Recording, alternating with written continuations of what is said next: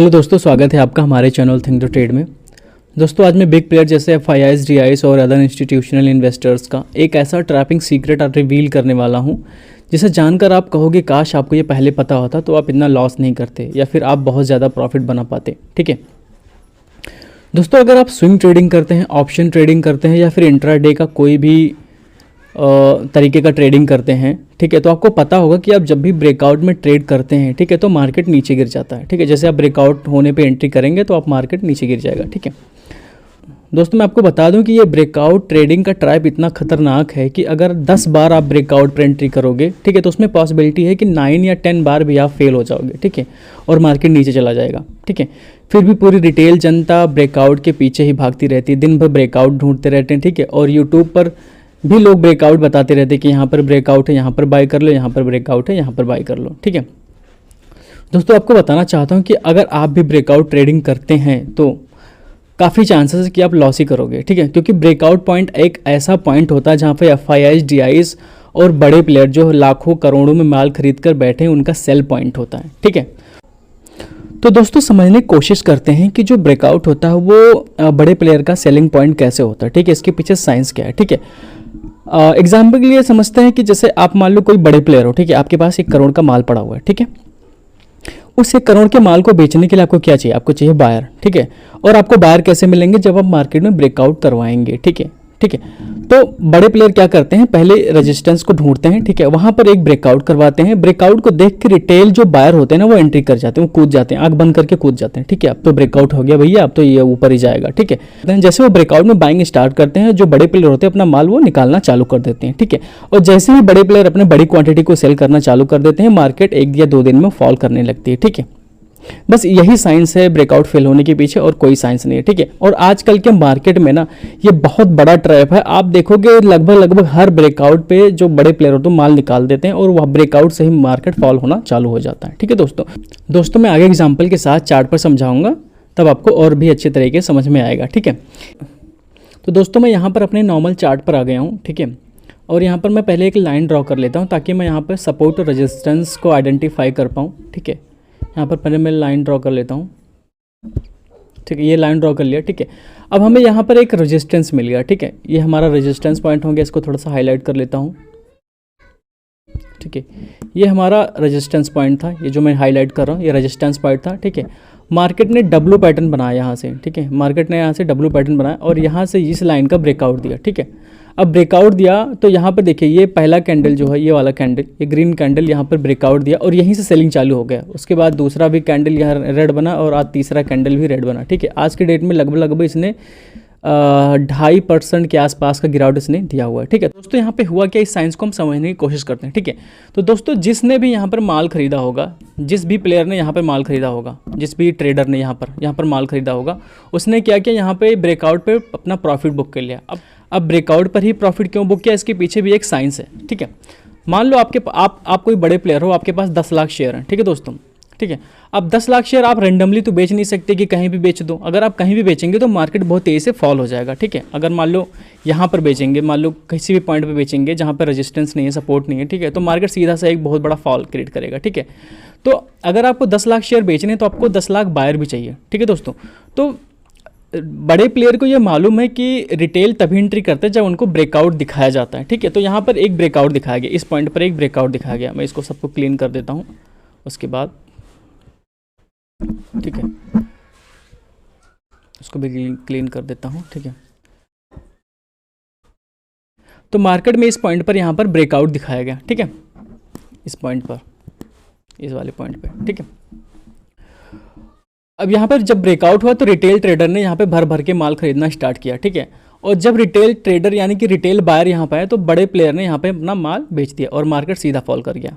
ठीक है, अभी देखो यहाँ पे अभी और भी फॉल हो सकता है, ये यहाँ पे हो सकता है। अब इनका स्टॉप लॉस जहाँ पे होगा, स्टॉप लॉस यहाँ इस पॉइंट पे होना चाहिए। ठीक है, सारे रिटेल ट्रेडर का स्टॉप लॉस यहाँ पे होगा, कुछ का स्टॉप लॉस यहाँ पे होगा, इस पॉइंट पे होगा। ठीक है, तो मार्केट हो सकता है यहाँ से यहाँ तक और फॉल करे, इस पॉइंट तक यहाँ पर और फॉल करे, उसके बाद रिट्रेसमेंट लेगा। ठीक है दोस्तों, इसी तरीके से हम दूसरे चार्ट को भी देख लेते हैं। ये तो लॉयड का चार्ट था, दूसरे चार्ट को देख लेते हैं। दोस्तों यहाँ पर हम एक दूसरे चार्ट पर आ चुके हैं, ये एंजल वन का चार्ट है। ठीक है दोस्तों, यहाँ पर मैं आपको आइडेंटिफाई करके दिखाता हूँ कि ये जो पॉइंट है, ये वाला पॉइंट इसका ऑल टाइम हाई है। ठीक है, यहाँ पर मैंने एक लाइन ड्रॉ किया है, ठीक है, और यहाँ पे देखिए यहाँ ऑल टाइम हाई का यहाँ पे ब्रेकआउट दिया है इस वाले पॉइंट पे, ठीक है।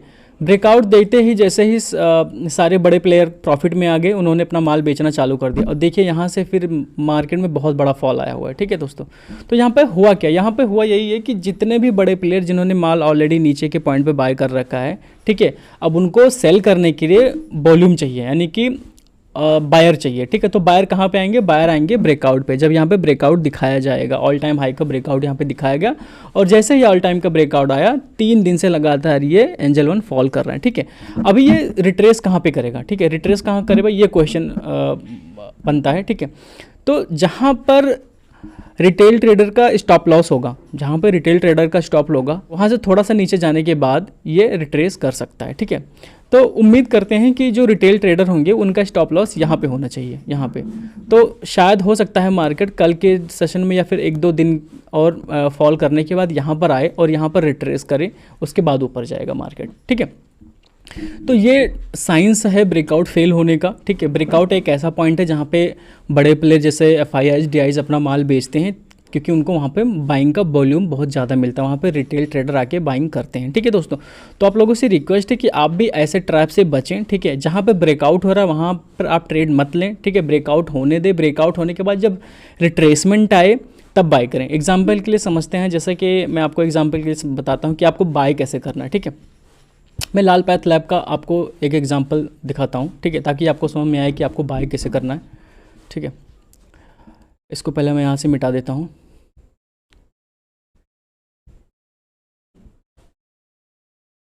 ठीक है, यहाँ से मैं मिटा देता हूँ, ठीक है। अब लाल पैथ लैब में भी क्या हुआ था, लाल पैथ लैब में हुआ था ये कि एक सेकेंड, पहले यहाँ पे मैं एक लाइन ड्रॉ कर देता हूँ।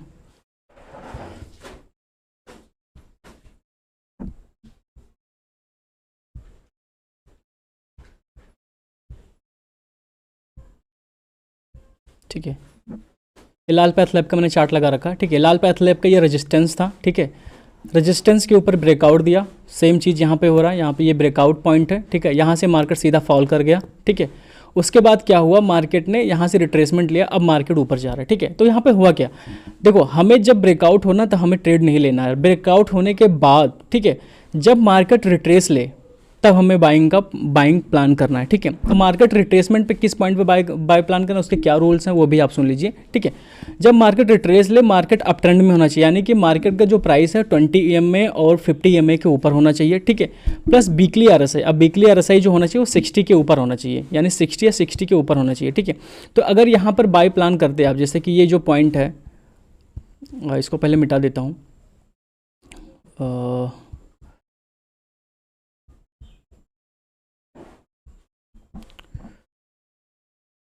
इसको मिटा देता हूँ और यहाँ पे मैं हाईलाइट करता हूँ। जैसे हमारा जो बाय पॉइंट बनेगा ये बनेगा,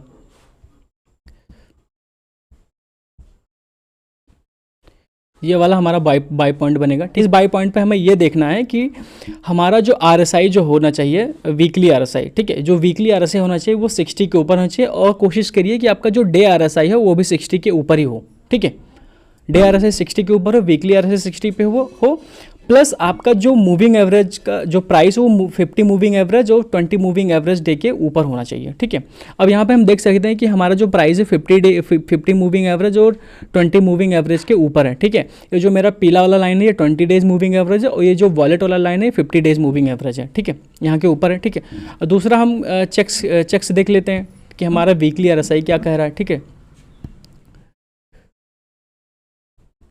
वीकली RSI देखिए, वीकली RSI यहाँ पे 60 है, ठीक है, 60 के ऊपर ही है, ठीक है। तो हमारे लिए बाय पॉइंट एक कंसीडर हो सकता है, ठीक है। तो दोस्तों इस तरीके से अगर आप रूल बेस्ड बाय करेंगे तो आप ज़्यादातर प्रॉफिट ही करेंगे, ठीक है। अदरवाइज अगर आप मतलब बिल्कुल ब्रेकआउट देखकर कूद जाएंगे और बाय कर लेंगे तो वहाँ पर आपको लॉसेस होगा, क्योंकि वहाँ पर बड़े प्लेयर अपना माल निकालेंगे तो आपका लॉस होगा ही होगा, ठीक है दोस्तों।